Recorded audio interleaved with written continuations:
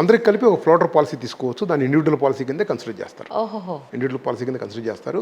అంటే ఇప్పుడు సపోజ్ ఫ్యామిలీలో అందరికీ 2,00,000, 2,00,000, 2,00,000 కాకుండా అందరికి కలిపి ఒక 5,00,000 తీసుకొని ఎవరికి ఇబ్బంది వచ్చినా 5,00,000లోనే వాడుకునే అవకాశాన్ని ఫ్లోటర్ పాలసీ అంటారు.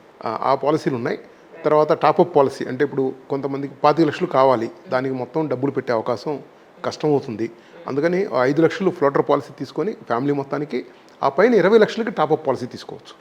ఎప్పుడైతే 20,00,000 టాపప్ పాలసీ తీసుకున్నప్పుడు ఫస్ట్ 5,00,000 ఈ టాపప్ పాలసీ కవర్ అవ్వదు. అంటే మనం తీసుకున్న పాలసీలో ఏం రాస్తారంటే 25,00,000 పాలసీ ఫస్ట్ 5,00,000 ఇవ్వము, 5,00,000 మించి వచ్చిన ఖర్చుకి ఇస్తామంటారు. అప్పుడు దాని యొక్క ప్రీమియం తక్కువ ఉంటుంది. టాపప్ పాలసీ ప్రీమియం తక్కువ అంటారు, సూపర్ టాపప్ అంటారు. దాని ప్రీమియం తక్కువ ఉంటుంది కాబట్టి ఇప్పుడు అందరూ కూడా ఏమి చేస్తున్నారంటే ఒక బేసిక్ పాలసీ ఒకటి తీసుకొని 5,00,000కో 10,00,000కో ఆ పైన సూపర్ టాపప్ వాళ్ళ యొక్క అవసరాన్ని బట్టి 20,00,000, 30,00,000, కొంతమంది 90,00,000 కూడా తీసుకున్న అవకాశాలు ఉన్నాయి.